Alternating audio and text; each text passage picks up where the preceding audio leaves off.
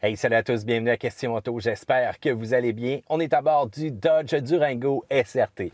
Il y a des véhicules sport utilitaires qui se distinguent par leur efficacité en essence, par l'espace, par leur système de traction intégrale, et il y en a d'autres que c'est la puissance brute. Avec la mention SRT sur un SUV, c'est sûr que vous allez être capable de traîner la famille rapidement, peu importe où est-ce que vous allez aller. L'extérieur, c'est vraiment massif. C'est le badass des véhicules sport utilitaires. On a bien entendu toutes les trappes à air aussi qui sont fonctionnelles directement sur le capot. On a des grosses roues de 20 pouces. On aurait quand même pu ajouter un petit profil un peu plus beau au niveau des pneus, mais c'est pas grave, on a quand même des super belles aptitudes aussi à sortir hors des sentiers battus. Les lumières OLED extrêmement efficaces, et que dire de celles-là en arrière lorsqu'on va faire un freinage, vraiment une belle illumination. Les lignes d'échappement double, les pneus très très larges aussi, 295 de large, parfait pour donner un mordant sur la route. Et à l'intérieur, c'est là que on aurait pu cependant en faire un petit peu. Mais encore là, c'est quand même très bien. On a l'écran 8.4 pouces avec le système Uconnect. Ça répond pas si rapidement que les autres Uconnect cependant, mais c'est pas grave. On a la page de performance SRT qui nous permet justement de voir nos quarts de mille, nos accélérations et ainsi de suite. Et c'est une bombe d'accélération.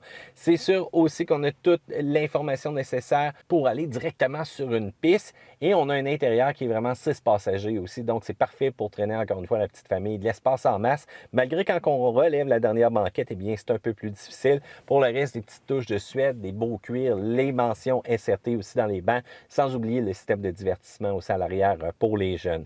Donc, un véhicule sport utilitaire qui, à l'intérieur aussi, se démarque par un super confort au niveau des bancs, ainsi qu'un support latéral pour en avant et en arrière, parce qu'on va en avoir besoin en accélération. Parce que c'est un moteur 6.4 litres, 16 valves V8. Bien entendu, on a 475 chevaux à 6000 tours minute, 470 livres de couple à 4300 tours minute, et on doit mettre du 91 bien entendu à l'intérieur de cette machine-là. Transmission 8 vitesses avec un mode manuel et des belles palettes comme j'aime bien, pas du stock en plastique cheap.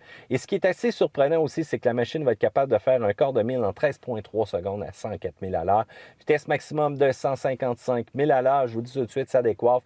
On dépasse les 200 km/h facilement avec un véhicule comme ça, c'est assez surprenant.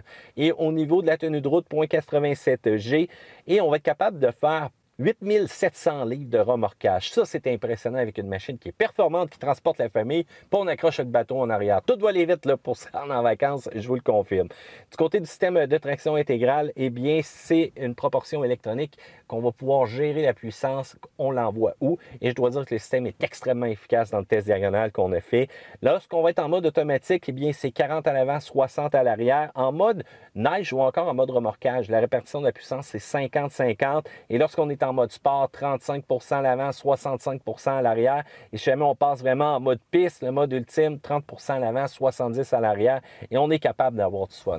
La suspension, lorsqu'on va changer le mode de conduite SRT ici, on va être capable d'avoir une suspension un peu plus ferme. C'est une suspension Bilstein qui peut être quand même assez sec parfois. Pour le comportement routier, eh bien, les accélérations sont rapides, voire même foudroyantes lorsqu'on active le mode de lancement pour ce véhicule sport utilitaire-là. Je vous le dis tout de suite, 1, ça pétarade, 2, ça part comme un jet et ça casse des coups. Faites attention si vous traînez la famille. Le freinage est quand même bon, mais la pédale manque un peu de précision. J'ai l'impression que c'est trop spongieux pour le kit de frein Brembo que j'ai quand même à l'avant de ce véhicule-là. Suspension, je vous l'ai dit, très ferme, parfois même trop, même si on a ajusté le mode rue, parce qu'on a une possibilité d'ajuster la direction indépendamment de la suspension du système intégral et ainsi de suite.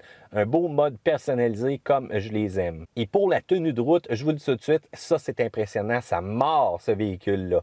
Une note qui est quand même cool pour les États-Unis, peut-être dans d'autres marchés, j'ai pas réussi à le valider au Canada.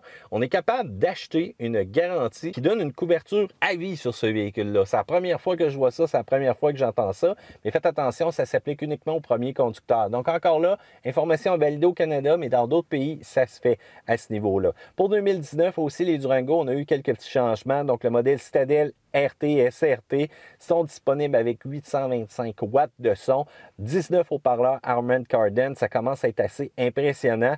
Et spécifiquement pour la version SRT, on apporte une modification au freinage Brembo. On a des rotors 2 pièces et c'est vraiment pour la haute performance, c'est très léger. Donc, ça va aider un petit peu à la réactivité du freinage que j'avais avec le modèle présentement. Il faut aussi dire qu'à l'intérieur, on va avoir des belles ceintures rouges et Tous les modèles de Durango, peu importe lequel vous choisissez, vont maintenant être équipés donc des avertisseurs d'angle mort et bien entendu de l'alerte transversale aussi, totalement de base, et ça, on aime ça.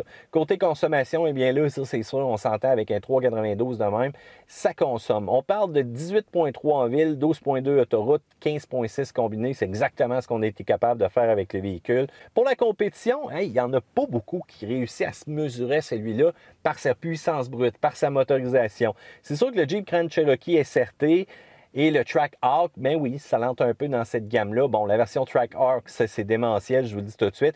Mais la version SRT du Cherokee, il faut le voir comme un 5 places, alors que celui-ci, c'est un 6. Donc, un petit peu plus commode pour la famille, mais ça reste extrêmement similaire. Volkswagen va arriver avec le fameux Atlas Cross Sport. Je pense pas qu'on va rivaliser côté sonorité, puissance, mais bon. Le Ford Explorer, encore une fois, on est en arrière, on oublie ça si on cherche la puissance brute. Il va cependant demeurer un petit peu plus spacieux là, pour lui, là. Et on a le Chevrolet Tahoe RST qu'on a essayé de notre côté, qui, oui, ronronne bien, qui, oui, une grosse motorisation, une 10 vitesses, quelque chose d'intéressant, qui a le look sportif, mais pas encore comme celui-ci, pas autant badass, mais encore là, on n'est pas tout à fait prêt au niveau des performances. Le Mercedes-Benz AMG GLS 63, là, on commence à parler. Là, ça commence pas mal à se comparer. GLS qui est en avant côté performance, mais préparez-vous, ça va coûter aussi très cher au niveau du prix. Et le Durango SRT est quand même dans une gamme à part et c'est pour ça qu'on l'aime présentement. Du côté des points négatifs, eh bien, la consommation d'essence qui est extrêmement élevée. La chaleur rayonnée aussi par le compartiment moteur, c'est quand même assez impressionnant. L'espace cargo moyen quand on a relevé tous les sièges à l'arrière et la transmission qui va changer par elle-même. Et la facture qui demeure assez salée aussi là, avec autant d'équipements. Mais encore là, on paie pour la performance. 90 000 $ présentement, ce véhicule-là. Mais les plus, ça a tellement une attitude badass, on aime ça. Le son du EMI aussi, la double, voire même la triple personnalité de ce véhicule-là pour traîner la famille, pour avoir du fun côté performance et pour sortir aussi des routes bitumées. Donc, un petit peu de gravel, un petit peu de boue, vous allez être capable quand même de traverser avec celui-ci. La rapidité incroyable et le système SRT avec ses applications, tant mieux. Fait que c'est peut-être un peu pour le papa qui a réalisé que sa vie de famille commence à prendre un petit peu le dessus, mais qui n'est pas prêt à délaisser la performance. Eh bien voilà, je veux savoir qu'est-ce que vous pensez du Dodge Durango SRT. Quelle machine, quel badass présentement, quel son, j'aime ça. Tandis que vous, qu'est-ce que vous en pensez? Section commentaires, c'est les sous. Pouce en l'air parce que vous aimez cette vidéo-là et abonnez-vous à Question Auto. Bye!